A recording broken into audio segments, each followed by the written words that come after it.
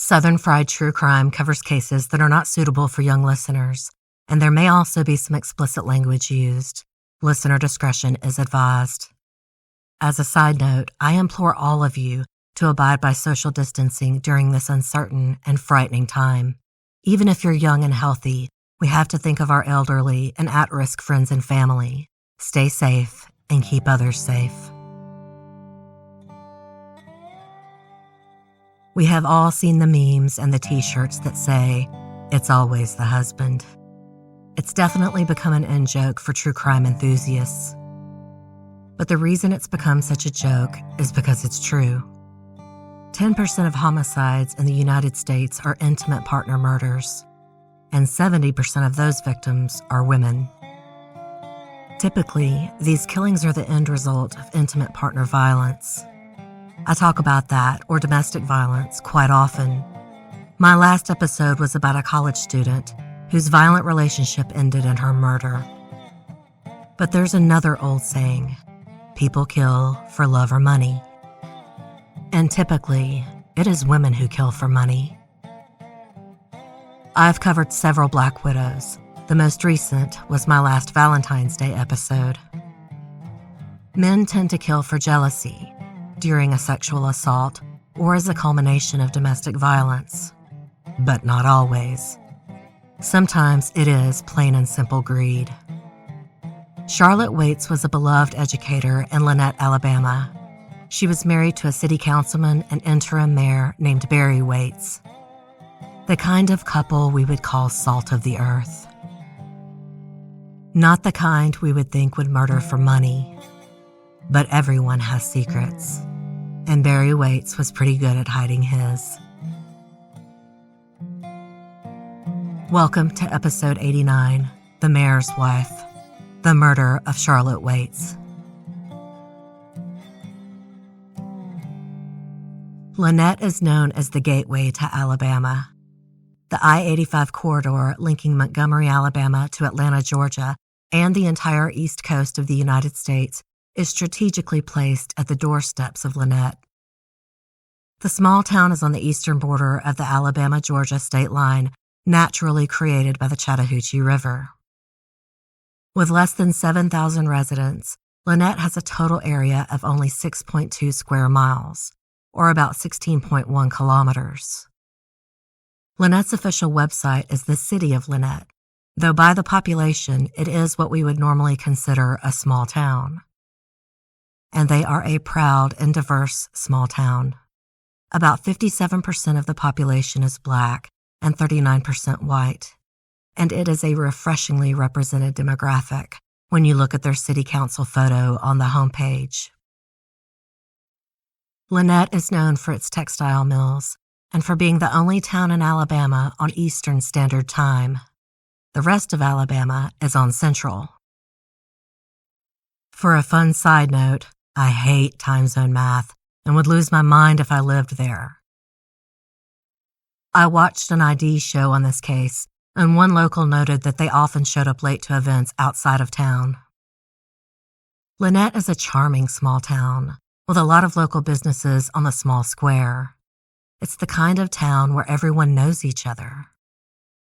So when Charlotte Waits was found dead, the first officer on scene knew her and her family. Her death shocked the small community. Who would kill this sweet-natured woman, devoted to her family, friends, and neighbors? Charlotte Ruth Brown Waits was born on November 1st, 1948, in Roanoke Bend, Alabama, to parents Elmer and Kumi. She and her husband both attended Auburn University. After graduation, Charlotte taught school for 10 years before she went to work for the Chambers County Board of Education, and she had been there for 10 years at the time of her death in 1998. Barry Clark Waits was born on October 15, 1947, to parents Clinton and Mary.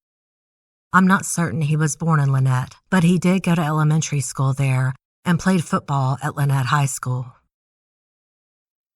He was heavily involved in 4-H during his school years and won a trip to Washington, D.C. for his, quote, outstanding achievement in 4-H leadership.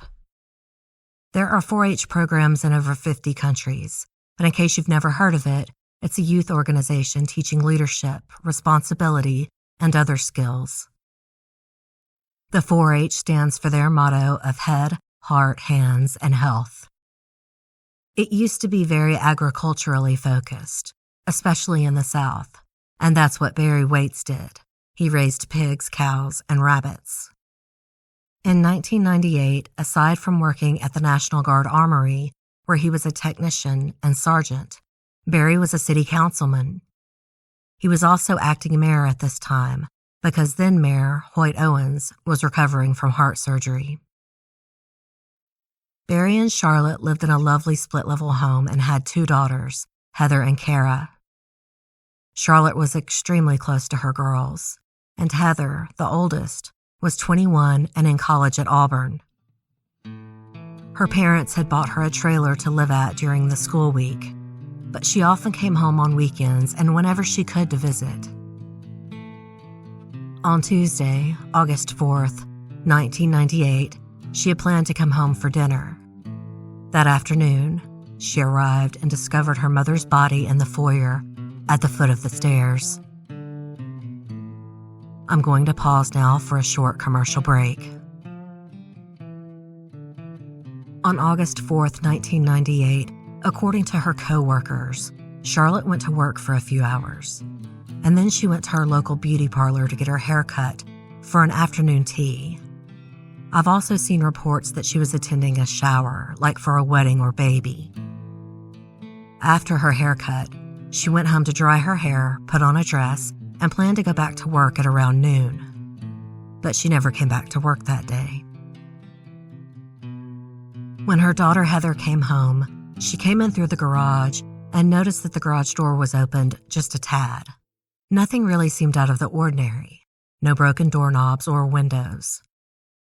Heather noticed her mother's car was there and thought it was odd. She said it wouldn't have been there unless she stopped by the house for something. Heather had gotten there around 4:20 that afternoon when her mother would normally still be at work. Heather went inside the kitchen, put food on the counter, and then called out for her mom. When she didn't get an answer, she went through the kitchen to the den area. She turned the corner into the foyer to go upstairs, and then she saw her mother. Charlotte's purse contents were scattered across the floor next to her. Heather went up to her mother, touched her leg, and found it was cold. She said, "Please, Mama, get up." But Charlotte didn't move. Heather said she ran into the den, picked up the phone, and called 911. Next, she called her dad. Then she said she just wanted to get out of the house, so she ran outside. When family friend Ernie Pierce showed up to the house, Heather told Ernie that her mother was inside. Ernie knew to go to the Waits house because he had heard on the police scanner that a girl had found her mom cold to the touch. He recognized the address as the Waits home. When police got there and saw Charlotte, she was lying on her back with her arms above her head. They thought she had died after falling down the stairs, and noticing that one of her wrists was broken, thought maybe she had tried to catch herself. But when police looked closer, they saw a smear of blood on the front of Charlotte's shirt. And then they saw ligature marks on her neck. They realized that this was no accidental fall. Charlotte Waits had been murdered. She was the first murder in Lanett in 1998. Police also noticed that Charlotte's purse contents were suspiciously scattered next to her, possibly in an attempt to make the scene look like a robbery gone wrong. There was no way her purse contents would have scattered the way they did if she had just dropped the bag. And there was no money missing from Charlotte's purse. She was also still wearing her diamond wedding ring. And there were no signs of forced entry to the home. Police also noticed that someone had dragged Charlotte's body to the foot of the stairs. She had been dragged by her feet. And when they searched the house, they found 2 bloody towels buried in the clothes hamper on the other side of the house in the laundry room. Why would a burglar take the time to find a clothes hamper instead of just throwing the towels away? Why would they clean her up at all? Investigators believe the towel could have been used as a gag. The towels were tested, and the results showed that the blood was Charlotte's. It looked as though the killer had used the towels to clean blood from her face. An autopsy would show that Charlotte was strangled so badly that her muscles, trachea, and esophagus were all damaged. She was strangled with a string from her blouse. Her head was fractured in 2 places from blunt force trauma. Police believed that her head had probably been slammed into the floor. That caused internal hemorrhaging in her brain, and she may have had blood coming out of her mouth. Her killer had obviously tried to clean this up to make a fall down the stairs look more plausible. Charlotte also had blood under the fingernails of her right hand. On the same arm, her wrist was broken. Heather waited outside until her father got home. Barry hugged Heather, but later, that's all she said she could remember he did. When Barry went inside and saw Charlotte, he became short of breath and weak and pale. First responders noted his heart rate was around 190, and he had gone into atrial fibrillation. The American Heart Association describes atrial fibrillation as, quote, a quivering or irregular heartbeat that can lead to blood clots, stroke, heart failure, and other heart-related complications. Barry was taken to the hospital where doctors twice used paddles on him to bring his heart rate down, but it didn't work. They also gave him the medication Versed. Reports say his heart rate came down to about 170, but doctors decided to keep him overnight for observation. But I have also seen this whole incident with Barry's heart rate described as a panic attack.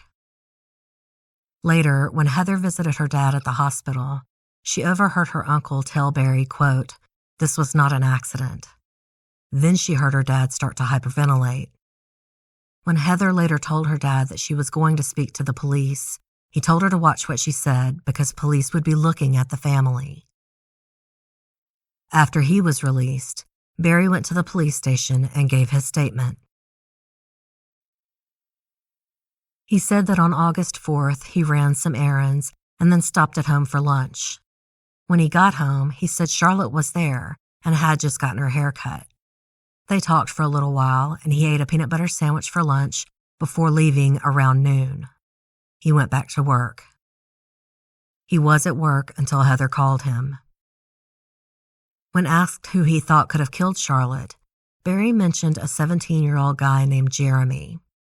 He was Kara's boyfriend.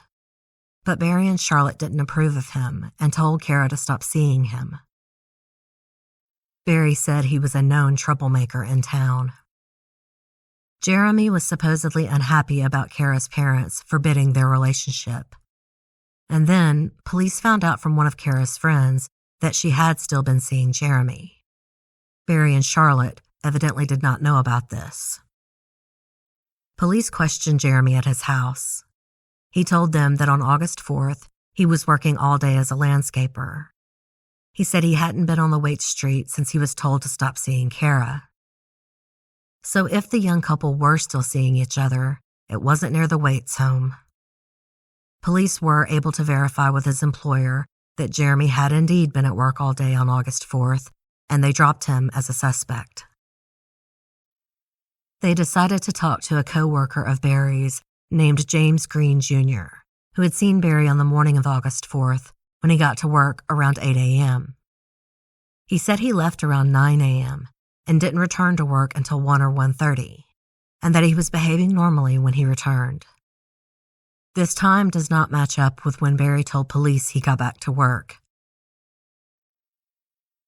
He worked at the National Guard Armory in Fairfax, and it's only about an 11-minute drive to Lanett. Barry had told police he left to go back to work around noon. James Green also told police he had not seen any marks or bruises on Barry, nor did he seem disheveled. He said Barry came into his office and said he had to go home because his daughter Heather had called and told him Charlotte had fallen. James told police that Barry seemed anxious to get home and looked visibly shaken by the call and was breathing heavily. James also recalled that when he went to see Barry in the hospital on August 5th, Barry was laughing a bit and, quote, not acting like he lost his wife. If police were investigating Barry Waits, they were being discreet about it. They did find that Charlotte and her brother had recently met with an estate attorney. The estate had belonged to one of their uncles who had recently passed away. They were meeting with another one of their relatives, a man named Noland, and he had wanted $50,000 from the estate. But Charlotte and her brother Gene had initially said no because they didn't feel like he had been a part of their uncle's life. They were all supposed to meet again with the attorney on the evening of August the 4th, the day of Charlotte's murder. Police started looking at Noland because he had a possible motive to kill Charlotte since he didn't believe he was going to get the $50,000. But he was working all day on August 4th, and police were also able to verify this with his employer, and he was also dropped as a suspect. Next, they looked into a next-door neighbor kid named Owen. Owen was a local thief who had been in and out of juvie. Police found that he had left town a few days after Charlotte was murdered. They wondered if he had tried to rob the Waits home and was surprised by Charlotte, and then he killed her. They found Owen at his mother's home in Arkansas. But Owen said he had been at a friend's house on August 4th playing video games. They verified this story with his friend and the friend's mother. So now Owen was also dropped as a suspect. After clearing Owen, police looked into a tip about two men who were well known to local authorities, named Perry and Tyler. They had been in and out of jail many times. The tipster said he had overheard Perry bragging about how he and Tyler had robbed the Waits house and Charlotte had come home during the robbery, so they killed her. Police soon found that Tyler was in prison for a drug charge, so instead they went to talk to Perry first, and he was pissed that someone had called in and accused him of murder. He said the person was lying. Perry told police that on August 4th, he and Tyler had stolen cigarettes from a store, then sold them and used the money to buy crack. After they smoked the crack, they played a game of basketball with friends. Police then visited Tyler in prison to see what he had to say, and his story matched Perry's exactly. But they kept digging a bit because the two were career criminals, even though Perry confessed to a different crime as an alibi. They looked at video footage from the store where they had stolen the cigarettes, and they talked to one of their basketball friends. Their stories checked out and proved they could not have been at the Waits home during the time that Charlotte was murdered. Now the police started looking hard at city councilman, interim mayor, and the husband of Charlotte, Barry Waits. At this point, publicly, the police were saying they still had no solid leads. I'm going to pause now to hear a word from our sponsors. 49-year-old Charlotte Waits was laid to rest in Rest Haven Memorial Gardens in Hughley, Alabama. Her headstone reads, "A cherished mother, beloved wife, dedicated educator, and treasured friend who gave generously and unselfishly of herself. Her smile brought joy to everyone." And even though Barry Waits had money from Charlotte's life insurance, he refused to pay for her funeral or headstone. The Alabama Crime Victims Compensation Fund provided $5,000 for the funeral. Barry never told his daughters he was a suspect in their mother's death, and they said he never talked about their mother's death with them afterwards. But he had talked his daughters into giving him their share of the life insurance money. Heather and Kara were supposed to receive $119,000 each. Both girls signed their checks over to their father, who promised them that in exchange, he was going to give them Charlotte's share of the property of the Brown estate. It was worth $150,000. Not only did neither daughter ever get the property he promised, Barry also took their share out of Charlotte's retirement fund. and then Barry soon remarried a woman named Sandy Gale. Police kept investigating the case, but 2 years passed before anything happened. They asked the FBI for help, and the FBI suggested that they look into Barry's financial dealings with the National Guard Armory and at home. In 2001, the police investigated Barry's dealings at the armory and realized he had been embezzling money. He had already stolen over $1,000 by the time police realized what was happening. Barry stole the money between February 1998 and May 2000. He was charged with an ethics violation for using his public job for personal gain. In 2001, Barry pled guilty to felony theft of property. He went to prison for 6 months and lost his job. Police also looked into Barry's personal financial dealings.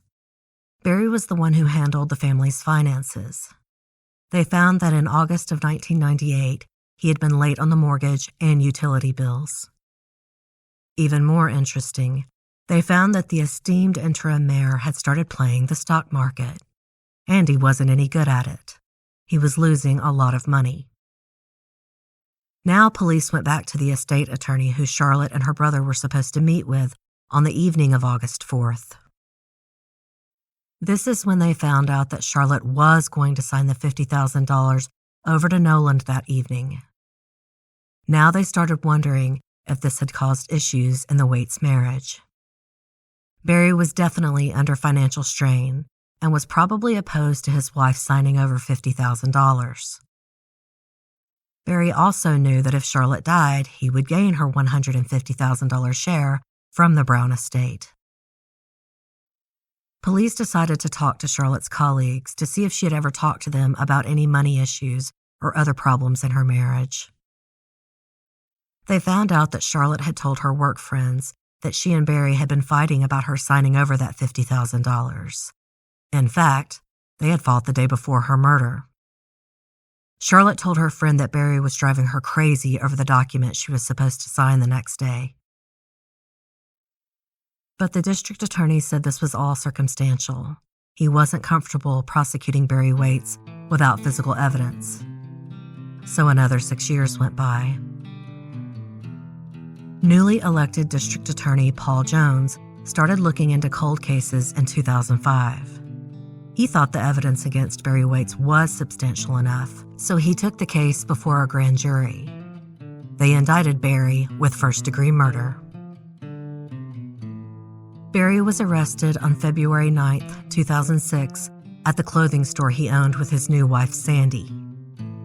His bond was set at $150,000. Not surprisingly, as he had kept all of Charlotte's estate, he was quickly released on bond. And he hired a celebrity defense attorney who had worked for Johnny Cochran's firm. His trial began on November 13, 2006. During the trial, Barry's new wife, Sandy, was seen talking to one of the jurors in the bathroom. The state moved for an immediate mistrial, but the judge disagreed. He removed the juror and threatened to put Sandy in jail if she spoke to another juror. Because the prosecution only had circumstantial evidence, they could only theorize on what happened. And their theory was that when Barry went home on his lunch break that day, Charlotte was there. They got into another argument over the $50,000, and Barry grabbed Charlotte by the arm, breaking her right wrist. Now it had gotten serious. He had injured his wife. This was a point of no return. The prosecution believed that Barry then pushed Charlotte down and then slammed her head on the floor at least twice. But she didn't die immediately, so he took the string from her blouse and strangled her to death. Whether Charlotte spit up blood when her head was slammed or when she was strangled, they were unsure. But at some point, blood did come out of her mouth, and it got on her blouse. They believe once she was dead, Barry decided to clean her up with towels and drug her to the foot of the stairs, hoping to make this look like an accidental fall, despite the ligature marks on her neck. Then he took her purse and dumped it out near her body, in case the police thought it did look like a murder. He hoped they would believe it was during a robbery. He hid the bloody towels in the clothes hamper and then left the house. Police had never believed that Barry went home that day to kill Charlotte. But once the fight had gotten out of control and he strangled her, that was premeditation. As I've said, intent can be formed in a matter of seconds. The prosecution pointed out the obvious, that if burglars had killed Charlotte Waits, they would not have bothered to clean her up, much less hide the bloody towels. And besides, nothing was stolen from the house or from Charlotte herself. In fact, she still had a 20 in her wallet with Barry's fingerprints on it. And of course, she was still wearing her diamond wedding ring. Barry's defense contended that the medical examiner had changed Charlotte's estimated time of death from between 2 and 4 p.m. to sometime around noon to fit the prosecution's theory that Barry had come home and killed his wife on his lunch break. And the defense was able to bring up a lot of reasonable doubt. Besides there being no physical evidence tying Barry to the murder, they did not believe he really had a motive. This was a happily married couple, they claimed. Both worked in the public sector and were admired in their community. They had 2 lovely daughters. Defense counsel insisted there was no reason to believe that Barry would do this to his wife. They pointed out that whoever did kill Charlotte would have had bruised or marked hands from the string used to strangle her, but Barry didn't have any such wounds. And they kept up with the burglary theory of the murder. They had a man named Bobby Arlington testify. He claimed that a man named Stephen Sanders had confessed to him that he and another man named Kenny Boyd had been robbing the Waits' house when Charlotte came home and surprised them. Supposedly, Kenny wrapped the cord around Charlotte's neck and began beating her. Stephen told Bobby that he had told Kenny to stop, and then they left. These men did not testify at the trial, and it doesn't seem that the police ever thought that this was a valid lead. It seems like a red herring that Barry's defense team sprung at trial. The defense insisted that Barry was innocent, but that the town wanted to blame someone for Charlotte's murder, so they chose Barry. Many of Barry's friends and associates testified against him, saying he acted odd and flippant after Charlotte's murder. Both of his daughters testified against him as well, telling the jury how he had stripped them of their inheritance and had not even paid for their mother's funeral. After the state rested, the jury deliberated for a little over 3 hours before finding Barry guilty of first-degree murder on November 21, 2006, over 8 years after Charlotte's murder. The jury foreman later revealed to the press that the jury agreed with the prosecution's theory. They felt that Barry and Charlotte got into an argument over money. The argument turned violent, and Barry had made the brutal decision to strangle his wife. Then he moved her body to the foot of the stairs, hoping to make it look like an accident. On December 20th, 2006, Barry was sentenced to 40 years in prison. Barry Waits was also ordered to repay the Alabama Crime Victims Fund the $5,000 they had donated to pay for Charlotte's funeral. Charlotte's brother Gene told the press, quote, "I hate the fact that he killed Charlotte. I hate it. I still have some hostility from 8.5 years building up, but there's been a relief of most of that hostility, and we can go on with our lives now." Charlotte's daughters also spoke to the press after the trial. Kara said, quote, "I miss her and love her very much. It's hard because my mom deserves justice, but yet it's really hard to see my dad serve that justice. It's hard either way you look at it. There's no easy road about it whatsoever." Heather said, quote, "I still talk to her all the time, especially when I'm reading to my kids. She's here." Barry's defense made a motion for a new trial, but the motion was denied on February 9, 2007. He appealed this motion denial to the Alabama Court of Criminal Appeals. That appeal was also denied. On April 18, 2008, Berry's conviction was affirmed by the Alabama Supreme Court. His appeals were all based on the fact that he had been convicted only on circumstantial evidence. I always say that I rather like circumstantial cases. Physical evidence, especially DNA, is important, but juries really want a motive. They want to be able to picture what happened. And I think in this case, in a small town like Lanett, Alabama, we have a case of Occam's razor. That's the principle that the simplest answer is usually the right one. Instead of mysterious burglars who did not actually steal anything from the house and who were never found, Charlotte Waite's own husband did have a motive. He wanted that money she was about to sign over to her relative. He needed it. Later, he wanted her full share of that estate, her retirement fund, and her life insurance. He stole from his own daughters.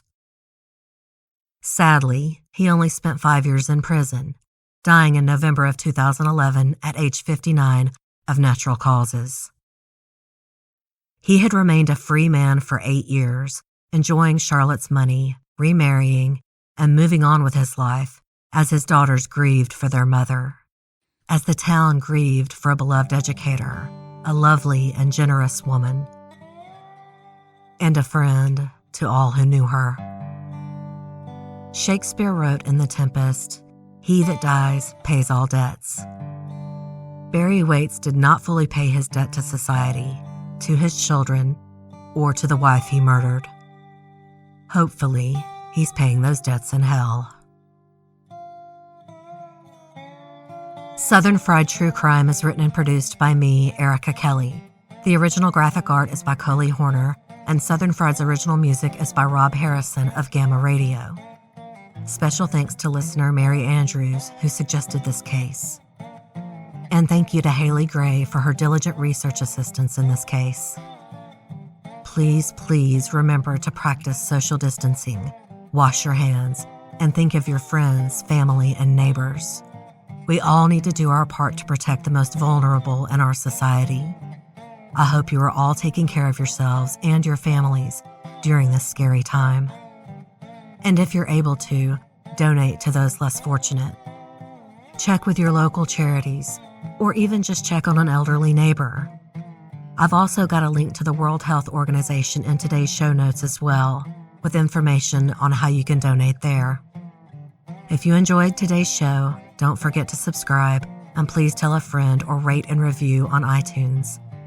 I'm also on most large platforms like Stitcher and Spotify, as well as Stitcher Premium, where you can listen ad-free.